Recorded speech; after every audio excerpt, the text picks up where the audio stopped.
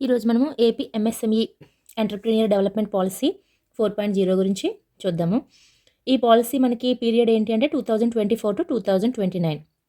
దీని యొక్క మోటో మనకి వన్ ఫ్యామిలీ వన్ ఎంటర్‌ప్రెన్యూర్ అనేది మోటో. ఈ పాలసీ యొక్క మోటో. మనకి ఇండస్ట్రియల్ డెవలప్‌మెంట్ పాలసీ అనేది ఆల్రెడీ మనం చూసాము. దానిలో భాగంగా తీసుకొచ్చిందే and AP MSME policy. So, ఈ ఇంట్రడక్షన్‌లో భాగంగా ఈ పాలసీలో ఏమేమి చెప్పబడ్డాయంటే, మన ఇండియా యొక్క టార్గెట్ ఏంటి? 2025 కల్లా $5 ట్రిలియన్ ఆర్థిక వ్యవస్థను కలిగి ఉండబోతున్నామని, అదేవిధంగా 2030 కల్లా $10 ట్రిలియన్ ఆర్థిక వ్యవస్థను చేరుకొని మూడవ అతిపెద్ద ఆర్థిక వ్యవస్థగా అవతరించబోతున్నామని చెప్పేసి 2025 కల్లా అచీవ్ చేయబోతున్నామని ఒక అంచనా. దాని ప్రకారము 2047 కల్లా మనం ఏమవుతుంది, అభివృద్ధి చెందుతున్న ఆర్థిక వ్యవస్థ నుంచి అభివృద్ధి చెందిన ఆర్థిక వ్యవస్థగా మారబోతున్నామని చెప్పబడుతుంది. అయితే దానిలో ముఖ్యమైన రోల్ ఎవరిది అంటే ఎంఎస్ఎంఈఏ కీ రోల్ అనేది పోషిస్తుంది అనమాట. ఇందులో ఈ విధంగా మనం అనుకున్నటువంటి టార్గెట్ని రీచ్ అవ్వడానికి ఎంఎస్ఎంఈ అనేది కీ రోల్. గ్లోబల్ లెవెల్లో మనం చూసుకున్నట్లయితే ఎంఎస్ఎంఈ యొక్క పాత్ర ఏ విధంగా ఉన్నది అని మనం చూస్తే, ఎంఎస్ఎంఈస్ గ్లోబల్ లెవెల్లో జీడిపిలో 50% మనకి ఎంఎస్ఎంఈల ద్వారానే చేకూరుతుంది. జీడిపిలో 50% వాటా. అదేవిధంగా పరిశ్రమలు, వ్యాపారాలు చూస్తే 90% మనకి ఎంఎస్ఎంఈస్ ద్వారానే జరుగుతున్నాయి. ఉపాధి కల్పన అనేది 70% మనకి ఎంఎస్ఎంఈ ద్వారానే జరుగుతున్నాయి గ్లోబల్ లెవెల్లో. మరి అదే ఇండియాలో చూసుకున్నట్లయితే, ఇండియాలో జీడిపిలో 30% ఎంఎస్ఎంఈస్ ద్వారా మనకి అందుతుంది. 48% ఏమో ఎక్స్పోర్ట్స్ అనేవి ఎంఎస్ఎంఈస్ ద్వారా ఎక్స్పోర్ట్స్ అనేవి 48% జరుగుతున్నాయి. అంటే టోటల్ ఎక్స్పోర్ట్స్ మనం చూసుకున్నట్లయితే అందులో 48% ఎక్స్పోర్ట్స్ అనేవి ఎంఎస్ఎంఈస్ ద్వారానే జరుగుతున్నాయి.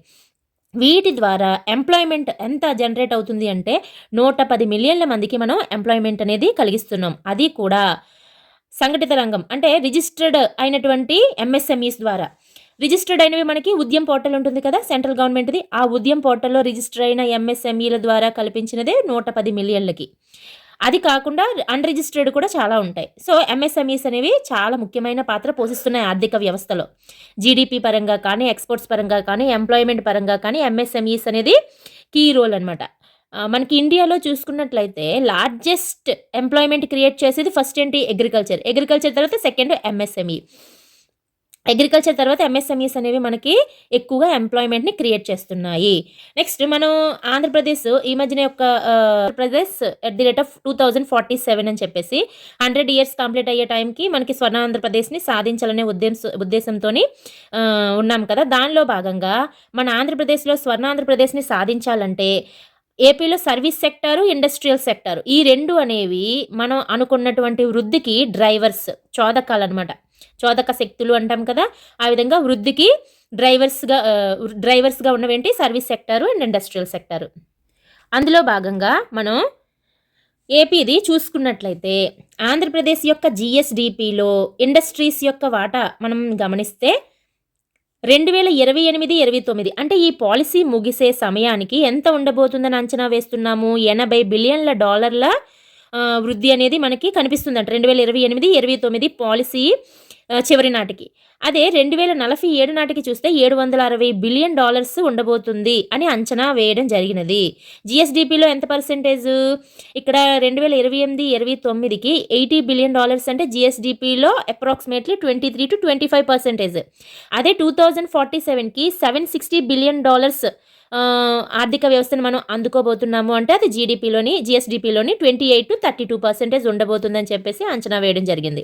ఇదేంటి ఇండస్ట్రీస్. ఎందుకని మనం ఇండస్ట్రీస్ సర్వీస్ చూస్తున్నాం, స్వర్ణాంధ్రప్రదేశ్ సాధించాలంటే ఇండస్ట్రీస్ సెక్టర్, సర్వీస్ సెక్టర్ అనేది మనకి చాలా చాలా కీ రోల్ అనమాట. అందులో ఇండస్ట్రీస్లో ఎంఎస్ఎంఈస్ ఇంకా ఇంపార్టెంట్.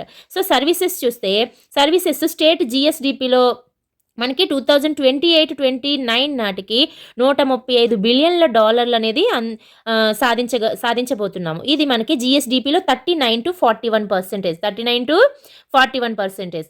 ఈ సర్వీస్ సెక్టర్ అనేది 2028-29 కల్లా $135 బిలియన్ల జిఎస్డిపిలో 39-41% ఉండబోతుంది. అదేవిధంగా 2047కి మనం చూసుకున్నట్లయితే $1.3 ట్రిలియన్ జిఎస్డిపిలో 50-55% వరకు ఉండవచ్చని అంచనా వేయడం జరిగిందనమాట. ఇది మనకి స్వర్ణాంధ్రప్రదేశ్ సాధించడానికి మెయిన్ ఏవైతే ఉన్నాయో గ్రోత్ సాధించడానికి డ్రైవర్స్గా ఉన్నాయి, చోదక శక్తులుగా ఉన్నాయి. ఇప్పుడు మనం ఆంధ్రప్రదేశ్లోని ఎంఎస్ఎంఈస్ ల్యాండ్స్కేప్ ఎలాగ ఉంది అనేది మనం గమనిద్దాం. మనకి 2024 ఫిబ్రవరి నాటికి ఉద్యమ్ పోర్టల్ ప్రకారము 9.3 లక్షల నమోదిత ఎంఎస్ఎంఈస్ ఉన్నాయి. ఎన్ని? 9.3 లక్షల నమోదిత ఎంఎస్ఎంఈలు ఉన్నాయి. రాష్ట్రం యొక్క ఎక్స్‌పోర్ట్స్‌లో ఈ ఎంఎస్ఎంఈస్ 28.3% వాటాని కలిగి ఉన్నాయి. అయితే ఈ 9.3 లక్షల ఎంఎస్ఎంఈస్ ఏవైతే ఉన్నాయో ఉద్యమ్ పోర్టల్‌లో మనకి రిజిస్టర్డ్ అయినవి, అందులో 21% ఓన్లీ తయారీ రంగానికి సంబంధించినవి మాత్రమే. 79% సేవల రంగానికి సంబంధించినవి. అంటే మనకి ఎక్కువగా ఏ రంగానికి సంబంధించినవి ఉన్నాయి ఎంఎస్ఎంఈస్ అంటే సేవల రంగానికి సంబంధించినవే ఎక్కువగా ఉన్నాయి. ఈ 9.3 లక్షలు ఏవైతే ఎంఎస్ఎంఈస్ ఉన్నాయో అందులో ఇప్పుడు చెప్తున్నాను కదా, అదే 97% మైక్రో యూనిట్స్ ఉన్నాయి. ఇది మనకి ఉపాధి ఎంత కల్పిస్తుందంట? 92% ఉపాధిని కల్పిస్తున్నది. 92% ఉపాధిని కల్పిస్తున్నాయి. అంటే నేషనల్ ట్రెండ్ ఏ విధంగా ఉన్నదో అదే ట్రెండ్ని మన ఏపీ కూడా ఫాలో అవుతుంది. సేమ్ అంటే ఇండియాలో కూడా మైక్రో యూనిట్సే ఎక్కువగా ఉన్నాయి, ఉపాధిని కూడా అవి ఎక్కువగా కల్పిస్తున్నాయి. అదే ట్రెండ్ని మన ఏపీ కూడా ఫాలో అవుతున్నది అని చెప్పడం జరిగినది. అలాగే 70% ఎంఎస్ఎంఈలు 12 జిల్లాలలోనే కేంద్రీకృతమై ఉన్నాయి. ఎన్ని జిల్లాలో? జస్ట్ 12 డిస్ట్రిక్ట్లోనే ఈ ఎంఎస్ఎంఈలు 70% ఎంఎస్ఎంఈలు ఉన్నాయట.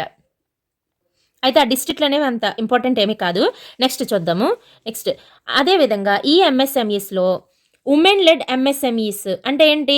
మహిళలు రన్ చేసినటువంటి ఎంఎస్ఎంఈలు ఇండియాలో 33% ఉన్నాయి. ఏపీలో 49% ఉన్నాయి. అంటే మహిళలు నడిపే ఎంఎస్ఎంఈలు ఇండియాలో కంటే ఆంధ్రప్రదేశ్లోనే ఎక్కువగా ఉండటం జరిగినది. నెక్స్ట్ చూస్తే ఎంఎస్ఎంఈస్ క్రెడిట్. ఎంఎస్ఎంఈలకు క్రెడిట్ అనేది ఏ విధంగా అందుతుందంట? మొత్తం క్రెడిట్లో 16% మనకి ఎంఎస్ఎంఈస్కి అందిస్తున్నారు. అంటే బ్యాంక్స్ ద్వారా ఇతరత్ర మార్గాల ద్వారా రుణాలు అనేవి ఇవ్వడం జరుగుతుంది కదా, దానిలో అందులో కూడా మనకి అగ్రికల్చర్ చదివినప్పుడు ప్రయారిటీ సెక్టర్ లెండింగ్ అని చెప్పేసి 18% ఇవ్వాలని చెప్పి ఉంటుంది.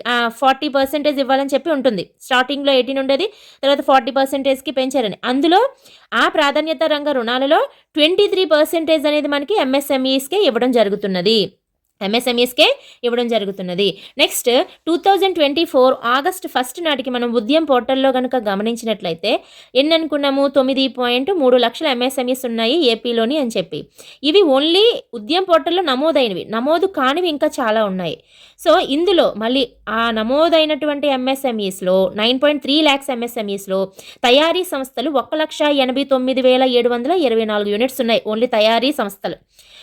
అలాగే ఎన్ఐసి వర్గీకరణ ఆధారంగా చూస్తే ఇందులో కూడా మళ్ళీ ఫుడ్ ప్రాసెసింగ్ యూనిట్స్ ఏమో 32%, టెక్స్టైల్స్ ఏమో 26%, అండ్ చెక్క ఉత్పత్తులేమో 6%, నాన్ మెటాలిక్ ఖనిజాలేమో 5%. అంటే మనకి ఏవి ఎక్కువగా ఉన్నాయి? ఫుడ్ ప్రాసెసింగ్ యూనిట్సే ఎక్కువగా ఉన్నవి. మనం జనరల్గా కూడా చూసినప్పటికీ కూడా మనకి ఫుడ్ ప్రాసెసింగ్ యూనిట్సే ఎక్కువగా కనిపిస్తాయి. మనం ఎక్కడికి వెళ్ళినప్పటికీ కూడా ఫుడ్కి సంబంధించినవే ఎక్కువగా కనిపిస్తాయి అనమాట. సో 32% ఫుడ్ ప్రాసెసింగ్వే ఉన్నాయి. నెక్స్ట్ అదేవిధంగా ఈ ఎంఎస్ఎంఈ పాలసీని అమలు చేయడానికి నోడల్ ఏజెన్సీగా ఏది ఉందంట?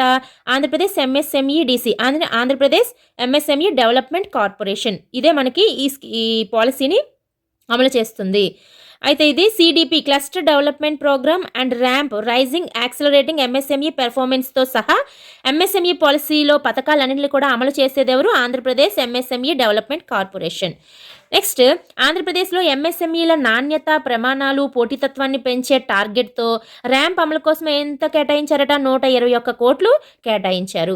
అదేవిధంగా 17 జిల్లాలలో మనకి ఆంధ్రప్రదేశ్లో 17 జిల్లాలలో 2,329 ఎకరాలలో 29 ఎంఎస్ఎంఈ పార్క్స్ ఉన్నాయి మనకి.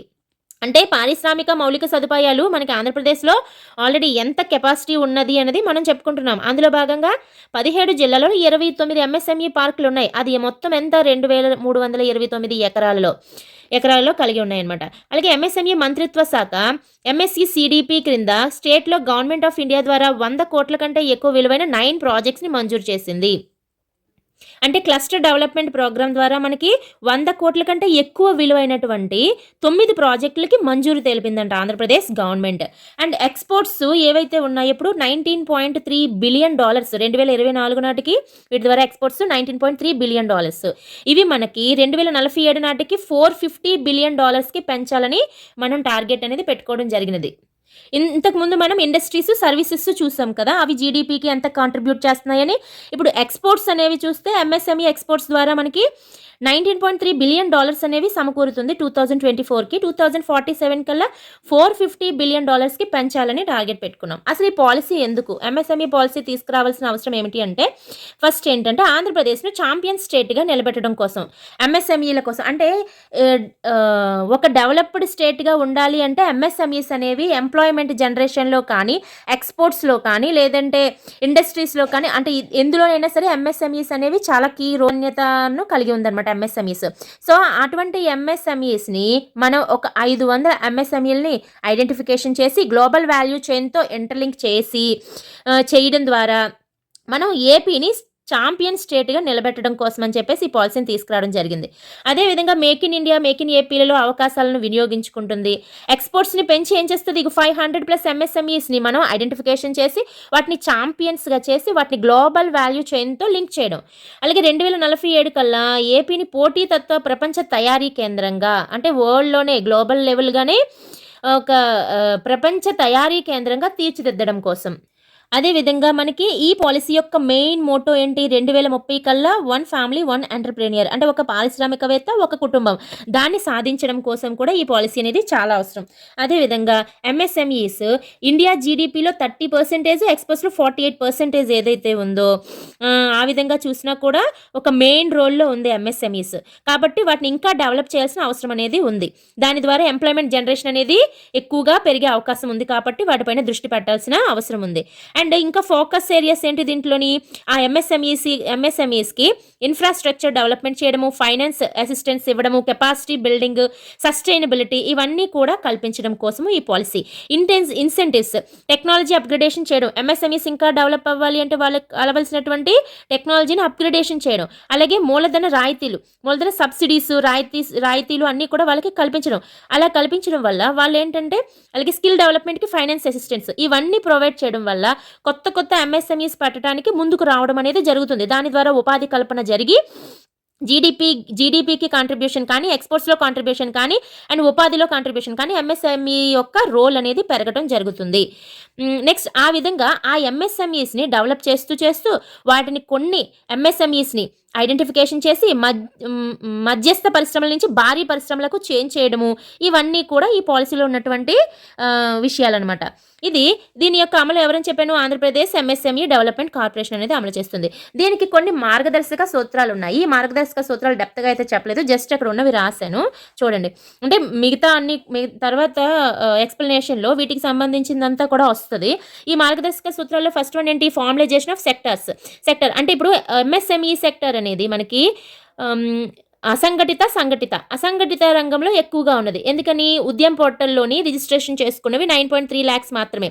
ఇంకా చాలా వరకు అన్‌రిజిస్టర్డ్‌వి ఉన్నాయి. అవన్నీ కూడా అసంఘటిత రంగంలోకి వస్తాయన్నమాట. సో అవన్నీ కూడా ఫార్మలైజేషన్ చేయాలి. అంటే రిజిస్ట్రేషన్ చేయించి వాటిని కూడా సంఘటిత రంగంలోకి తీసుకురావాలి. అండ్ ప్రొడక్ట్ కాంపిటేటివ్నెస్, ఒక ప్రొడక్షన్ ఏదైతే చేస్తామో దానికి పోటీతత్వాన్ని సృష్టించగలగాలన్నమాట. అంటే దాని యొక్క కాస్ట్ ఆఫ్ ప్రొడక్షన్ తగ్గించడము, అలాగే బిజినెస్ని ఇంక్రీజ్ చేయడము, ఇలాంటివన్నీ చేయడం ద్వారా మనము కాంపిటేటివ్నెస్ని తీసుకురావడం. లీన్ అండ్ క్లీన్ ప్రొడక్షన్, ఆ చేసిన capacity building and integration in global supply చైన్తోని ఇంటర్లింక్ అవడం. డిజిటలైజేషన్, మార్కెటింగ్ కూడా బిజినెస్ చాలా స్పీడ్గా జరిగే విధంగా మార్కెటింగ్ని మనం పెంచడం, అది కూడా డిజిటలైజేషన్ ద్వారా. అండ్ ఇన్ఫ్రాస్ట్రక్చర్ సపోర్ట్, వాటికి అవసరమైనటువంటి మౌలిక సదుపాయాలని కల్పించడం. డీసెంట్రలైజేషన్ ఆఫ్ ఎనర్జీ, ఇవన్నీ కూడా మార్గదర్శక సూత్రాలు. ఈ పాలసీ యొక్క మెయిన్ టార్గెట్స్ అంటే చాలా చాలా ఇంపార్టెంట్ అయినవన్నమాట. ఇవి క్వశ్చన్స్ రావడానికి అవకాశం ఉన్న ఏరియావి ఇవే అనమాట. ఏంటి టార్గెట్స్, లక్ష్యాలు. ఎంఎస్ఎంఈ పాలసీ యొక్క లక్ష్యాలు ఏమిటి అన్నప్పుడు ఫస్ట్ వన్, ఎంఎస్ఎంఈలు తయారీ రంగం ద్వారా ఎంతైతే ఇప్పుడు వస్తుందో దానికి అదనంగా 50,000 కోట్ల పెట్టుబడులు ఆకర్షించాలి.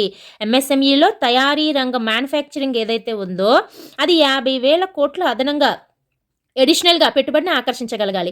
22 lakhs ఎంఎస్ఎంఈస్ ఏవైతే ఉన్నాయో అవి ఫార్మలైజ్డ్ చేయాలి.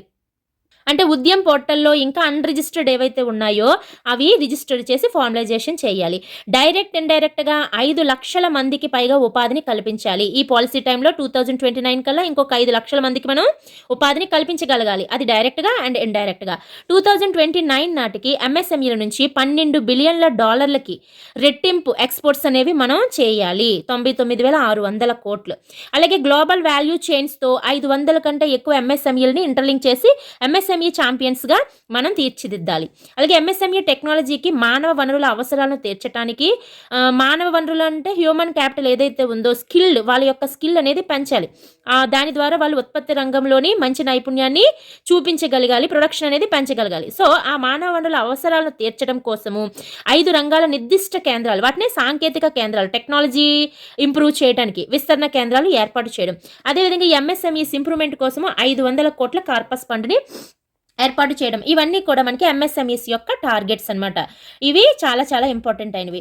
నెక్స్ట్ ఈ మధ్యనే రతన్ టాటా ఇన్నోవేషన్ హబ్స్ అనేవి ఏర్పాటు చేయడం జరిగినది. ఇక్కడ దీనికి సంబంధించి సెంట్రల్ యూనిట్ అనేది ఎక్కడ ఏర్పాటు చేస్తున్నారు? అమరావతిలో సెంట్రల్ యూనిట్ ఉంటుంది. స్టేట్లో ఇంకొక 5 జోనల్ లెవెల్స్లో 5 రతన్ టాటా ఇన్నోవేషన్ హబ్స్ అనేవి అనుసంధానం చేయబడతాయి. హబ్ అండ్ స్పోక్ మోడల్లో అనమాట. ఇది దేనికోసము? కొత్త ఇన్నోవేషన్స్, ఆవిష్కరణల కోసము, వ్యవస్థాపకత కోసము, పర్యావరణ వ్యవస్థని అనుసంధానం చేయడం కోసము మనకి ఇవన్నీ కూడా రతన్ టాటా ఇన్నోవేషన్ హబ్స్ అనేవి ఏర్పాటు చేయబడుతున్నాయి. నెక్స్ట్ ఆంధ్రప్రదేశ్ ఎంఎస్ఎంఈలకు మద్దతు ఇవ్వడానికి 8 విధాన స్తంభాలు, పిల్లర్స్ లాగా ఇవన్నమాట. 8 కూడా. ఈ 8 పిల్లర్స్ ఏంటి అనేది మనం జాగ్రత్తగా గమనించాలి. ఇందులో నెంబర్ 1 ఏంటి? ఎంఎస్ఎంఈ ఫెసిలిటేషన్ అంటే ఏంటి?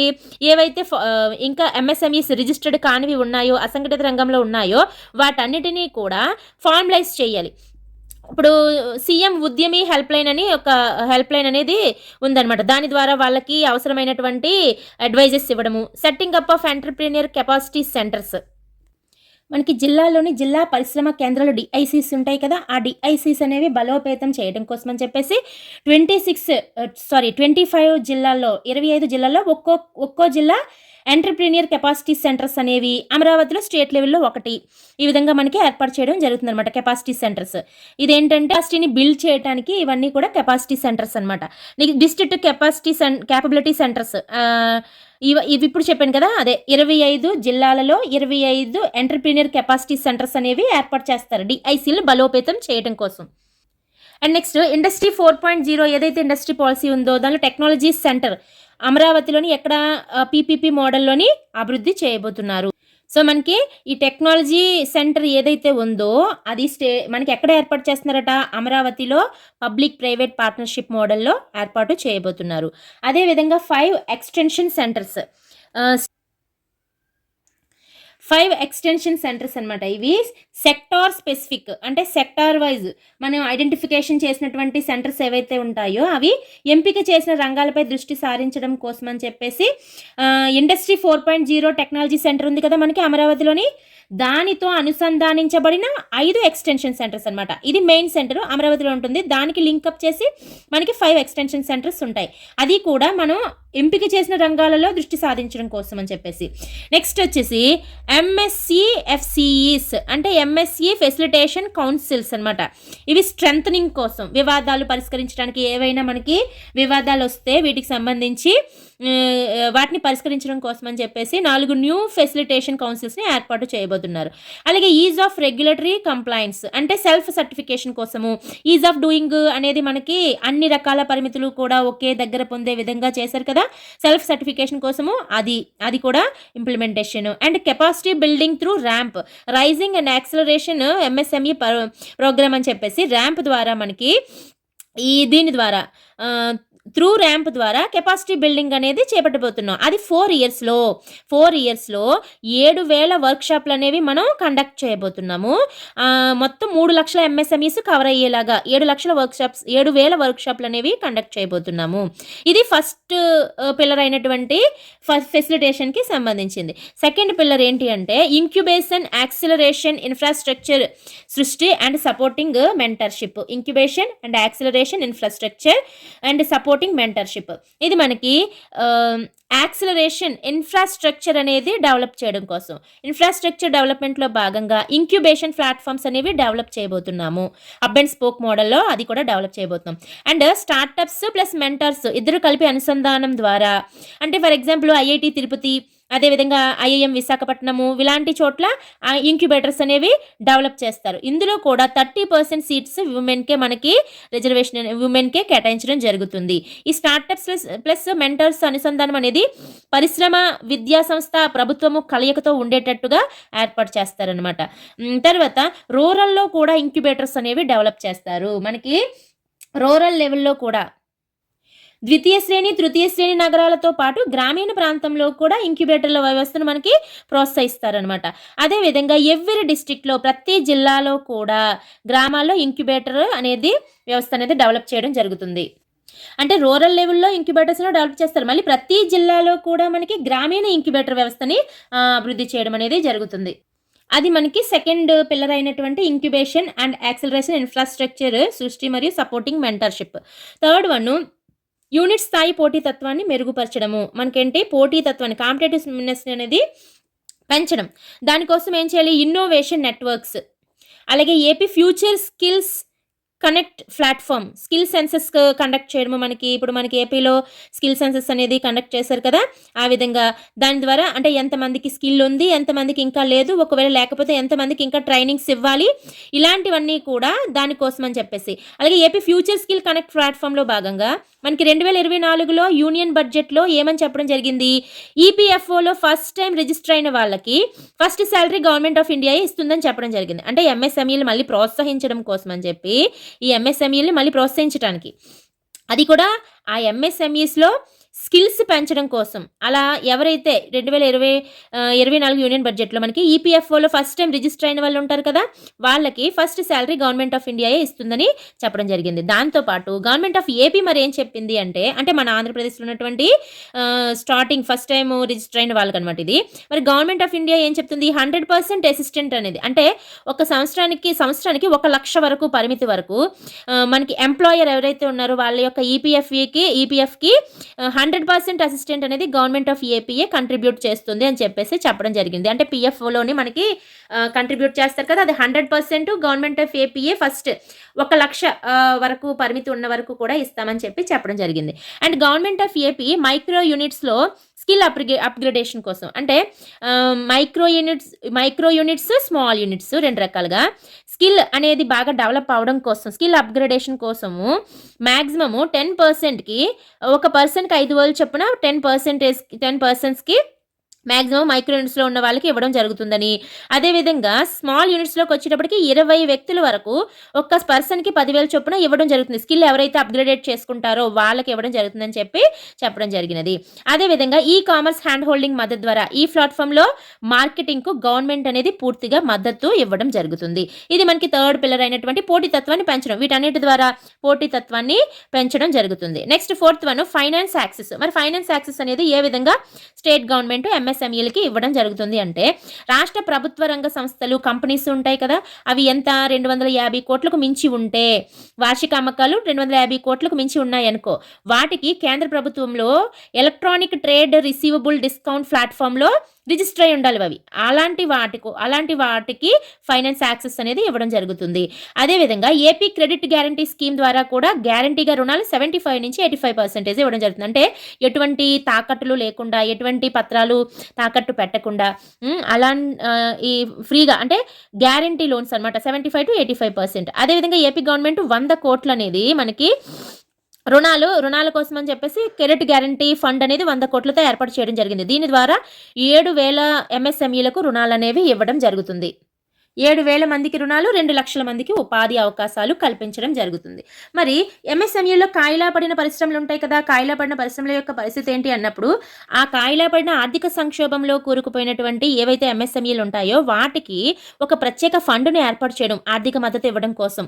మళ్ళీ వాటికి అప్పులు ఇచ్చినప్పుడు ఆ రుణాలపైన వడ్డీ ఏదైతే ఉంటుందో ఆ వడ్డీలో కూడా 6% సబ్సిడీ, అర్హత గల కంపెనీలకే అప్ టు 2 lakhs వరకును. ఎన్ని ఇయర్స్ ఇస్తారు? 3 years ఇస్తారు. 3 yearsలో అప్ టు గరిష్ట పరిమితి 2 lakhs వరకు అర్హత గల కంపెనీలకు వడ్డీపై సబ్సిడీ కూడా 6% అంటే రుణాలు వడ్డీ అనేది తిరిగి ఇవ్వడం జరుగుతుంది. పన్ను బకాయిలు ఒకవేళ కట్టకపోయినా 3 years వరకు వాళ్ళకి టైం పీరియడ్ అనేది పొడిగించారు.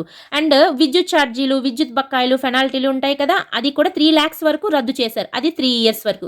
3 lakhs వరకు రద్దు, 3 years వరకు ఇవ్వడం జరుగుతుంది. ఇవన్నీ కూడా కాయిలా పడ్డ పరిశ్రమల గురించి మనకి కల్పించినటువంటి finance access. Next 5th pillar స్థిరత్వము, వృత్తాకారత. స్థిరత్వం సస్టైనబిలిటీ. మన ఇండియాలో టార్గెట్ ఏంటి? 2030 కల్లా జీడిపిలోని ఉద్గారాల తీవ్రత 45% తగ్గించాలి. 2070కి జీరోకి సాధించాలి అని చెప్పేసి మనం టార్గెట్ పెట్టుకున్నాం ఉద్గారాల యొక్క తీవ్రతని. మన ఏపీ కూడా సేమ్ దాన్నే ఫాలో అవుతుంది కాబట్టి దానికి సంబంధించి శక్తి తీవ్రత మ్యాప్లు అనేవి తయారు చేయడము, అదేవిధంగా నీటి తనిఖీలు, శక్తి తనిఖీలు, వ్యర్థాల నిర్వహణ సరిగ్గా జరుగుతున్నాయా లేదా ఇటువంటి కంపెనీస్లోని గ్రీన్ టెక్ స్వీకరణకు మద్దతునివ్వటము, ఇలాంటి వాటన్నిటిని కూడా పరిశీలించి 75% ఆఫ్ కాస్ట్ రీఎంబర్స్మెంట్ అనేది చేయడం జరుగుతుంది.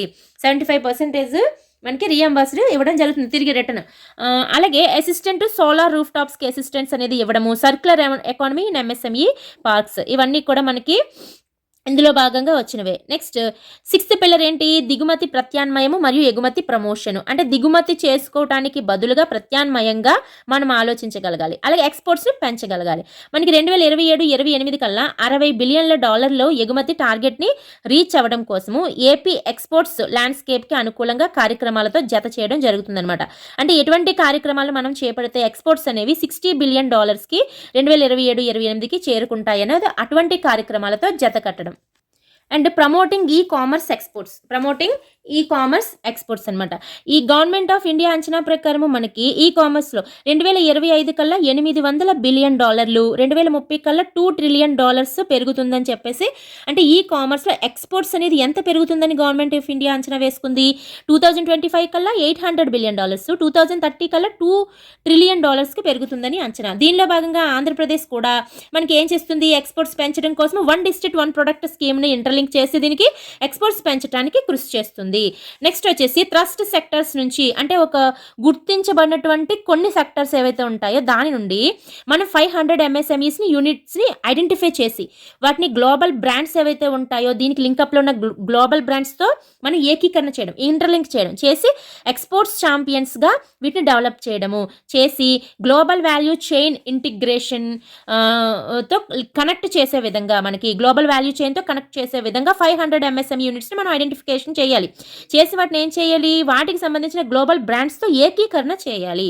నెక్స్ట్ వచ్చేసి RBSMS అంటే రివర్స్ బయ్యర్ సెల్లర్ మీట్స్ అనమాట, సమావేశాలు. రివర్స్ బయ్యర్ సెల్లర్స్కి సంబంధించినటువంటి సమావేశాలు కండక్ట్ చేయడం. ఇది ఏపీటీపీసీ ఆంధ్రప్రదేశ్ ట్రేడ్ ప్రమోషన్ కార్పొరేషన్ ఆధ్వర్యంలో ఈ సమావేశాలు అనేవి జరుగుతాయి. ఇది టార్గెట్ ఏంటి? టార్గెట్ ఫర్ ఇంటర్నేషనల్ బయ్యర్స్, మన అంతర్జాతీయ బయ్యర్స్ కోసం అని చెప్పేసి రివర్స్ బయ్యర్ సెల్లర్ అనే ఒక దాన్ని తీసుకొచ్చి దాన్ని అప్రోచ్ అవ్వడం అనేది జరుగుతుంది. నెక్స్ట్ 7th పిల్లరు మౌలిక సదుపాయాల అభివృద్ధికి క్లస్టర్ ఆధారిత విధానాన్ని అవలంబించడము. మౌలిక సదుపాయాల అభివృద్ధి అంటే మెయిన్ మనకి ఎంఎస్ఎంఈస్ ఏ విధంగా అయినా మనం అనుకున్న టార్గెట్ని రీచ్ అవ్వాలంటే వాళ్ళకి కావాల్సిన ప్రధానమైనది ఏంటి? మౌలిక సదుపాయాలు. సో దానికి సంబంధించి మనం MSME parks with plug and play facilities అంటే ఏంటి? అన్ని రకాల ఫెసిలిటీస్ అక్కడ కల్పించడం, ఎలక్ట్రిసిటీ కానీ, రోడ్స్ కానీ, లేదంటే వాళ్ళకి కావాల్సిన ల్యాండ్ కానీ ప్రతిదీ కూడా రెడీగా ఉండడము, వాళ్ళు వెళ్ళి రెడీగా ఇండస్ట్రీ అనేది పెట్టడం. So MSME parks with plug and play facilities, అది కూడా ఈచ్ పార్క్ ఎలా ఉండాలట? అది 20 ఎకరాస్ మినిమము 20 ఎకరాస్ అనమాట. అది ఏపీఐఐసి ల్యాండ్ అయినా అయ్యి ఉండొచ్చు, ప్రైవేట్ ల్యాండ్ అయినా అయ్యి ఉండొచ్చు. అలాగే ఇందులో కూడా ఎంఎస్ఎంఈస్లో కూడా నానో ఎంఎస్ఎంఈస్ ఉన్నాయి, అలాగే ఎంఎస్ఎంఈ పార్క్స్ కూడా ఉన్నాయి. నానో పార్క్స్ ఉన్నాయి, ఎంఎస్ఎంఈ పార్క్స్. నానో పార్క్స్ అంటే 10 ఎకరాస్ కంటే తక్కువగా ఉంటాయి నానో పార్క్స్. ఎంఎస్ఎంఈ పార్క్స్ అంటే 10 to 100 ఎకరాస్ ఉంటే ఎంఎస్ఎంఈ పార్క్స్ అనమాట. ఇలా ఈ పార్కుల్ని 175 నియోజకవర్గాలలో ఏర్పాటు చేయాలని కూడా మనం అనుకుంటున్నాం. నెక్స్ట్ గుర్తించిన రంగాలలో ఫెసిలిటీ సెంటర్స్, క్వాలిటీ ఇన్ఫ్రాస్ట్రక్చర్ అంటే నాణ్యతా ప్రమాణాలను గుర్తించే విధంగా, చెక్ చేసే విధంగా క్వాలిటీ ఇన్ఫ్రాస్ట్రక్చర్ని డెవలప్ చేయడము, ఫెసిలిటీ సెంటర్స్ని గుర్తించిన రంగాల్లో ఫెసిలిటీ సెంటర్స్ని డెవలప్ చేయడము.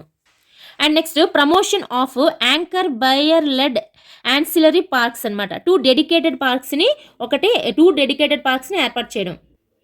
అండ్ ఎంఎస్ఎంఈ క్లస్టర్ మ్యాపింగ్ ఇప్పుడు మనం జియో ట్యాగింగ్ అని ఎక్కువగా వింటూ ఉంటాం కదా, ఆ విధంగా జియో ట్యాగింగ్ అనేది చేయడము ఎంఎస్ఎంఈ క్లస్టర్ మ్యాప్ అనమాట. ఈ విధంగా చేయడం ద్వారా గతిశక్తి పోర్టల్తో ఇంటర్లింక్ అయ్యి గతిశక్తి ద్వారా పిఎం గతిశక్తి ద్వారా ఇంకా మనకి కావాల్సినటువంటి మౌలిక సదుపాయాలు అనేది ఏర్పాటు చేయగలగడము. నెక్స్ట్ 8th పిల్లర్ ఏంటంటే సమగ్ర మరియు సమానమైన ఎంఎస్ఎంఈ పర్యావరణ వ్యవస్థను నిర్మించడము. ఎంఎస్ఎంఈ సేకరణ పాలసీ ఏదైతే ఉందో అది inline with government of India పాలసీతోని సేమ్ అది ఎలాగుందో ఆ విధంగానే మనకి దాంతో లింక్ అయ్యి ఉంటుందన్నమాట. ఎంఎస్ఎంఈ సేకరణ policy, procurement policy, government of India policy ఏదైతే ఉందో సేమ్ అదే విధంగా. యాక్చువల్గా గవర్నమెంట్ ఆఫ్ ఇండియా పాలసీ ఏంటి, 25% ఏవైతే పబ్లిక్ ప్రొక్యూర్మెంట్ అవసరమైన సేకరణ ఉందో అది ఎంఎస్ఎంఈస్ ద్వారానే మనము తీసుకోవాలి. విత్ ఇన్ ద స్టేట్ లోపల ఉన్నటువంటి రిజిస్టర్డ్ ఎంఎస్ఎంఈల నుంచి మనం 25% పబ్లిక్ ప్రొక్యూర్మెంట్ అనేది తీసుకోవాలి.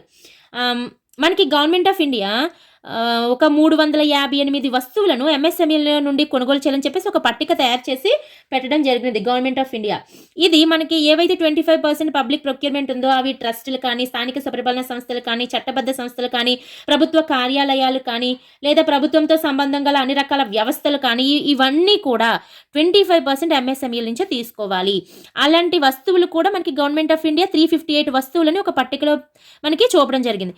అందులో కూడా 4% మనం ఏదైతే 25% అనుకుంటామో ఆ 25%లో 4% బీసీ, ఎస్సీ, ఎస్టీలకు సంబంధించినటువంటి ఎంఎస్ఎంఈల నుంచే తీసుకోవాలి.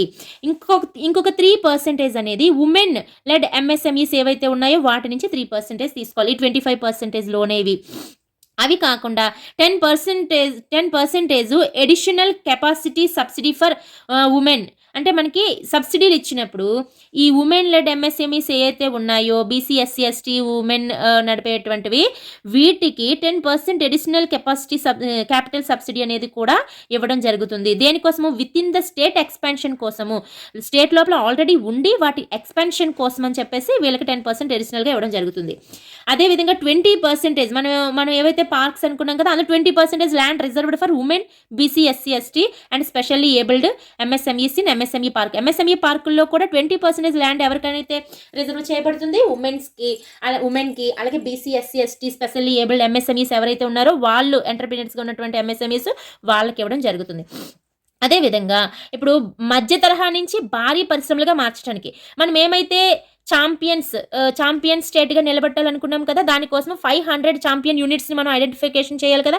ఆ 500 ఛాంపియన్ యూనిట్స్ ఏవైతే ఉంటాయో వాటిని ఐడెంటిఫికేషన్ చేసి వాటిని మధ్య తరహా తర్వాత భారీ పరిశ్రమలుగా మార్చడం కోసం అని చెప్పేసి వాటి యొక్క వార్షిక లావాదేవీలపై 2% వ్యాపార అభివృద్ధి రుణాలను ఇవ్వడం జరుగుతుంది. వార్షిక లావాదేవీలపై 2% అంటే మళ్ళీ ఇంకా డెవలప్మెంట్ కోసం బిజినెస్ డెవలప్మెంట్ అవ్వడం కోసం అని చెప్పేసి రుణాలు 5 years వరకు అందిస్తాయి అన్నమాట. అవి భారీ పరిశ్రమలుగా మారే వరకు 5 years వరకు అవి జరిపే లావాదేవీలపైన 2% వ్యాపార అభివృద్ధి రుణాలు కూడా ఇవ్వడం జరుగుతుంది. అండ్ ఫైనాన్షియల్ ఇన్సెంటివ్స్, ఇప్పుడు మనం ఫైనాన్షియల్ ఇన్సెంటివ్స్ ఏవేవి గవర్నమెంట్ అనేది ప్రొవైడ్ చేస్తుంది అనేది చూద్దాం. అసలు ఈ ఎంఎస్ఎంఈస్లో కూడా మనకి డివిజన్ ఉంటుంది కదా, సాగ్రిగేషన్ అనేది అది ఏ విధంగా ఉందనేది చూద్దాం. ఎలిజిబిలిటీ క్రైటీరియా, యాక్చువల్గా ఎంఎస్ఎంఈ యాక్ట్ ఎప్పుడు 2006 దీని యొక్క నిర్వచనానికి అనుగుణంగా ఉండాలి ఆ ఎంఎస్ఎంఈ. అండ్ ఉద్యమ్ పోర్టల్లో రిజిస్టర్ అయి ఉండాలి. అలా ఉన్న వాటిని మళ్ళీ డివైడ్ చేసి మైక్రో, స్మాల్ అండ్ మీడియం ఎంటర్ప్రైజెస్గా మనం చెప్పడం జరిగింది. వాటి యొక్క ఇన్వెస్ట్మెంట్ టర్నోవర్ ఆధారంగాన మైక్రో యూనిట్స్ యొక్క ఇన్వెస్ట్మెంట్ 1 కోటి నుంచి 1 కోటి ఉండాలి. టర్నోవర్ ఎంత ఉండాలి, 5 crores టర్నోవర్ ఉండాలి. అండ్ స్మాల్ యూనిట్స్కి అయితే ఇన్వెస్ట్మెంట్ 10 కోట్లు ఉండాలి, టర్నోవర్ 50 crores ఉండాలి. చూడండి ఇక్కడికి 5 10s 50 అయింది, ఇక్కడేమో ఇంటూ 10. అండ్ మీడియంకి వచ్చేటప్పటికి ఇన్వెస్ట్మెంట్ 50 కోట్లు ఉండాలి అండ్ టర్నోవర్ 250 crores ఉండాలి. ఇక్కడ 5 times అయింది, ఇక్కడ 5 times అయింది, ఇక్కడ ఫస్ట్ ఏమో 10 times అయింది, తర్వాత 5 times అయింది, గమనించాలి. అండ్ అసలు స్టార్టప్ అంటే ఏంటి, స్టార్టప్ ఎంటర్ప్రైజ్ అంటే ఏంటి, ఒక కంపెనీ ఏదైనా స్థాపించినప్పటి నుంచి 10 years వరకు దాన్ని స్టార్టప్ అనే పిలవడం జరుగుతుంది. వాటి యొక్క వార్షిక టర్నోవర్ ఎంత ఉండాలి, 100 crores మించకూడదు. ఈ 10 years కూడా 100 crores స్థాపించిన కాల నుంచి 10 years వరకు ఉండాలి. 100 క్రోర్స్‌కి మించకూడదు. అలాగే రీసెర్చ్ అండ్ డెవలప్‌మెంట్ అదేవిధంగా ఉత్పత్తి, సేవల రంగాలలో ఉండాలి ఆ స్టార్టప్. మొత్తం రాయితీలు అంటే వీటికి ఇస్తున్నటువంటి అన్ని రకాల ప్రోత్సాహకాలు చూడండి మనకి ఎంఎస్ఎంఈ పార్కుల ద్వారా మనకి ఉమెన్, బీసీ, ఎస్సీ, ఎస్టీలకి 20 ఎకరాస్ ల్యాండ్ అనేది వాళ్ళకి ప్రొవైడ్ 20% ల్యాండ్ అనేది రిజర్వ్ చేసి ఉండడము, 10% అడిషనల్‌గా ప్రోత్సాహకాలు ఇవ్వడము, ఇంకా రకరకాల రాయితీలు, సబ్సిడీ రుణాలు, ప్రోత్సాహకాలు వీటన్నిటిని కలిపి ఫిక్స్డ్ క్యాపిటల్ ఇన్వెస్ట్మెంట్‌లో ఎంత మించకూడదట 75% మించకూడదు. ఈ విధంగా ఇస్తున్నటువంటి రాయితీలు. అంటే స్టాంప్ డ్యూటీ రియంబర్స్మెంట్‌కి వచ్చేటప్పటికి మనకి 100% స్టాంప్ డ్యూటీ ప్లస్ బదిలీ చేసేటప్పుడు అంటే మనం ల్యాండ్‌ని బదిలీ చేసుకున్నప్పుడు అయ్యేటువంటి సుంకం ఉంటుంది కదా! అది 100% స్టాంప్ డ్యూటీ తిరిగి మనకి చెల్లించేస్తారు. అలాగే లీజుకు తీసుకున్నా కూడా 100% తిరిగి చెల్లించడం జరుగుతుంది. ల్యాండ్ కన్వర్జేషన్ చార్జెస్ కూడా ల్యాండ్ కన్వర్జేషన్ చేసుకున్నప్పుడు దాని చార్జెస్ కూడా 100% తిరిగిస్తారు. అయితే స్టాంప్ డ్యూటీ 2 టైమ్స్, 3 టైమ్స్ అలా ఇవ్వరు. ఒకసారి మాత్రమే ఇవ్వడం జరుగుతుంది. Only 1 time. చూడండి మూలధన సబ్సిడీ చూసుకున్నట్లయితే మనకి మైక్రో యూనిట్స్, స్మాల్, మీడియం మూడిటికి కూడా 25% మూలధన స్థూల మూలధన పెట్టుబడి ఏదైతే ఉందో ఆ మూలధన పెట్టుబడిలో 25% అనేది సబ్సిడీ ఇవ్వడం జరుగుతుంది. బట్ మైక్రో యూనిట్స్ అయితే 2 ఇయర్స్ లోపల, స్మాల్ యూనిట్స్ అయితే 3 ఇయర్స్ లోపల అండ్ మీడియం యూనిట్స్ అయితే మనకి 4 ఇయర్స్ లోపల ఇవ్వడం అనేది జరుగుతుంది. అండ్ నెక్స్ట్ వచ్చేసి ఇది అప్ టు 25 lakhs వరకు, స్మాల్ యూనిట్స్ అయితే అప్ టు 1.5 crore వరకు, మీడియం అయితే అప్ టు 7 crores వరకును. అయితే ఇక్కడ మనకి ఇది కొత్తగా స్థాపించబడిన ఆల్రెడీ ఎగ్జిస్టింగ్లో ఉన్న వాటికి అనమాట. ఏపీలోని ఇంకా ఇవి సబ్సిడీసే కాకుండా women, BC, SC, ST, specially abled వీళ్ళు ఎవరైనా కొత్త స్టార్టప్స్ కనుక తీసుకొస్తే వాళ్ళకి అడిషనల్గా 10% మూలధన సబ్సిడీ అనేది ఇవ్వడం జరుగుతుంది. గరిష్టంగా 7 కోట్ల వరకు గరిష్టంగా. అది కొత్తగా స్టార్ట్ చేసినటువంటి స్టార్టప్స్కి. ఇవి పైన చెప్పినవన్నీ ఆల్రెడీ ఉన్నవి కొత్త స్టార్టప్స్కి. వీళ్ళు ఏంటంటే అంటే జనరల్ కేటగిరీలో కొత్త స్టార్టప్స్కి ప్లస్ ఆల్రెడీ ఉన్న వాటికి. ఇక్కడ ఇవి కొత్త startups women, BC, SC, ST, specially abled వీళ్ళు ఎవరైనా స్టార్ట్ చేస్తే అప్ టు 7 crores వరకు 10% అనేది అదనంగా అడిషనల్గా ఇది ఇవ్వడంతో పాటు దీంతో పాటు అడిషనల్గా మూలధన సబ్సిడీ అనేది ఇవ్వడం జరుగుతుంది. And next power cost reimbursement అంటే పవర్ ఛార్జ్ గురించి కూడా మనం చూసుకున్నట్లయితే ఒక యూనిట్కి 1 రూపీయే మొత్తం మైక్రో, స్మాల్, మీడియంలో కూడా. ఇక్కడ మైక్రోలోని అప్ టు 1 lakh వరకు ఇస్తారు పర్ ఇయర్కి అప్ టు 1 lakh వరకును. ఇక్కడ స్మాల్ యూనిట్స్లోకి వచ్చేటప్పటికి అప్ టు 5 lakhs పర్ ఇయర్కి అండ్ మీడియంకి వచ్చేటప్పటికి up to 15 lakhs per annum అనమాట. కానీ 3 కూడా 6 ఇయర్స్ వరకు ఇవ్వడం జరుగుతుంది. నెక్స్ట్ నెట్ జిఎస్టీకి వచ్చేటప్పటికి 100% జిఎస్టీ అనేది తిరిగి రియంబర్స్ చేయడం జరుగుతుంది. Up to 5% of yearly turn ఓవర్లో 5% వరకు మాత్రమే. సేమ్ 100% మూడిట్లో కూడా 6 ఇయర్స్ వరకును. నెక్స్ట్ నైపుణ్యాభివృద్ధి వ్యయం స్కిల్కి సంబంధించి స్కిల్ డెవలప్మెంట్కి చేసినటువంటి ఎక్స్పెండిచర్ ఏదైనా ఉంటే ఆల్రెడీ నేను ముందు దాంట్లో చెప్పడం జరిగింది. పర్ పర్సన్కి 5,000 రూపీస్ చొప్పున 10 members వరకు ఇవ్వడం జరుగుతుంది మైక్రోలో. స్మాల్లో అయితే అప్ టు 20 members వరకు ఇస్తారు 10,000 పర్ పర్సన్కి. అదే మీడియంకి వచ్చేటప్పటికి పీఎఫ్కు ఒక వ్యక్తికి వాళ్ళకి బదులుగా గవర్నమెంటే జమ చేస్తుంది అప్ టు 1 lakh వరకు 3 years జమ చేస్తుంది అనమాట. ఆ విధంగా ఇవి 3 కూడా మనకి నైపుణ్యాభివృద్ధి వ్యయంలో భాగంగా. అండ్ ఎనర్జీ, వాటర్ అండ్ పరికరాల ఆడిట్ వ్యయం మనం ఏదైతే ఎనర్జీ ఆడిట్కి సంబంధించి ఖర్చు పెడతామో వాటర్కి సంబంధించి వాటర్ ఆడిట్ అండ్ పరికరాల ఆడిట్కి సంబంధించి ఖర్చు పెడతాం కదా, వాటిలో వాటర్ ఆడిట్కి సంబంధించి 75% చెల్లిస్తారనమాట అప్ టు 1 lakh వరకును. సేమ్ మూడిటికి కూడా అంతే మైక్రో, స్మాల్, మీడియంలో కూడా. అండ్ ఎనర్జీ ఆడిట్కి వచ్చేటప్పటికి ఇది కూడా 75%, ఇది అప్ టు 2 lakhs మూడిటికి కూడా. అండ్ పరికరాలకు వచ్చేటప్పటికి 25% చెల్లిస్తారు ఈ ఆడిట్ ఖర్చులోని. అది 20 lakhs micro, 40 lakhs up to small, up to 50 lakhs ఏమో మీడియం. నెక్స్ట్ సాంకేతిక పురోగతి మెరుగుపరచు వ్యయం చూసుకున్నట్లయితే 20% ఆఫ్ మూలధన పెట్టుబడి ఏదైతే ఉందో దాంట్లో అప్ టు 20 lakhs వరకు 2 years వరకు ఇవ్వడం జరుగుతుంది. అండ్ స్మాల్కి వచ్చేటప్పటికి కూడా 20%, సేమ్ 20% ఇస్తారు. బట్ ఇది అప్ టు 20 lakhs అండ్ స్మాల్కి వచ్చేటప్పటికి అప్ టు 1 crore అండ్ మీడియంకి వచ్చేటప్పటికి అప్ టు 5 crores. అండ్ మైక్రోలో 2 years, స్మాల్లో 3 years అండ్ మీడియంలో 5 years ఇవ్వడం జరుగుతుంది. అదే మళ్ళీ women, SC, ST, BC, specially abled అయితే వాళ్ళకి 10% అడిషనల్గా ఈ సాంకేతిక పురోగతిని మెరుగుపరిచే వ్యయంలో భాగంగా ఇది ఆల్రెడీ ఇచ్చేటువంటి ఇన్సెంటివ్స్తో పాటు 10% అడిషనల్గా గరిష్టంగా 7 crores వరకు ఇస్తారు. అయితే ఇక్కడ చిన్న డిఫరెన్స్ ఉంటుంది. ఇక్కడ మూలధన సబ్సిడీలోకి వచ్చేటప్పటికి కొత్తగా స్టార్టప్స్ పెడితే అక్కడ ఉన్న ఇన్సెంటివ్స్తో పాటు 10% అదనంగా అన్నారు. ఇక్కడ సాంకేతిక పురోగతి మెరుగుపరిచే వ్యయం అంటే స్టార్టింగ్ పెట్టిన వాళ్ళకి కాదు. అప్పుడు ఆల్రెడీ ప్రెజెంట్ ఉన్న వాటికే ఈ సాంకేతిక పురోగతిని మెరుగుపరిస్తే గరిష్టంగా 7 కోట్ల వరకు 10% అడిషనల్‌గా ఇవ్వడం జరుగుతుంది. అండ్ స్థానికంగా సేకరించే వస్తువులపై సబ్సిడీ. ఇప్పుడు మనం ఏంటంటే ఎంఎస్ఎంఈ ఎక్స్‌పోర్ట్స్ చేయడానికి మన ఉత్పత్తులని తయారు చేస్తున్నప్పుడు రా మెటీరియల్ ఏదైతే ఉందో వాటిని స్థానికంగా సేకరించేటప్పుడు ఆ వస్తువులపై కూడా సబ్సిడీ ఇస్తారు. అంటే మన దగ్గర ఉన్నటువంటి వస్తువులకి డిమాండ్ పెంచడం కోసము, ఆ వస్తువులకి మార్కెటింగ్ కోసం అని చెప్పేసి ఇటువంటి సబ్సిడీలు వీటికి ఎంఎస్ఎంఈస్‌కి వాటికి ఇవ్వడం వల్ల వాళ్ళు లోకల్‌గా ఉన్నటువంటి రా మెటీరియల్‌ని కొనడం జరుగుతుంది ప్రొడక్షన్ కోసం. అందుకని చెప్పి స్థానికంగా సేకరించే వస్తువులపై సబ్సిడీకి వచ్చేటప్పటికి ఎక్స్‌పోర్ట్స్ వాళ్ళు చేసినటువంటి పర్ ఇయర్‌కి ఎక్స్‌పోర్ట్స్ చేసిన దానిలో 1% అనేది రిటర్న్ ఇస్తారనమాట. అప్ టు 15 లాక్స్ వరకు. అలా 3 ఇయర్స్ ఇవ్వడం జరుగుతుంది మైక్రో యూనిట్స్‌లో. అదే స్మాల్ యూనిట్స్‌లో కూడా సేమ్ 1% అండ్ మీడియం యూనిట్‌లో కూడా మనకి 1% రిటర్న్ ఇస్తారు. బట్ లిమిట్ అనేది చేంజ్ అవుతుంది. మైక్రో యూనిట్స్‌లో అయితే అప్ టు 15 లాక్స్ వరకు 3 ఇయర్స్ ఇస్తారు. అండ్ స్మాల్ యూనిట్స్‌లో అయితే అప్ టు 1.5 క్రోర్స్ వరకు 3 ఇయర్స్ ఇస్తారు. అండ్ మీడియం అయితే అప్ టు 7 క్రోర్స్ వరకు 3 ఇయర్స్ ఇవ్వడం జరుగుతుందన్నమాట. ఇది మనకి ఎంఎస్ఎంఈ పాలసీకి సంబంధించినటువంటి మొత్తం డీటెయిల్డ్ మ్యాటర్ అనమాట. ఇంకా మీకు నచ్చినట్లయితే ప్లీజ్ లైక్ చేయండి, షేర్ చేయండి, సబ్స్క్రైబ్ చేయండి. Thank you.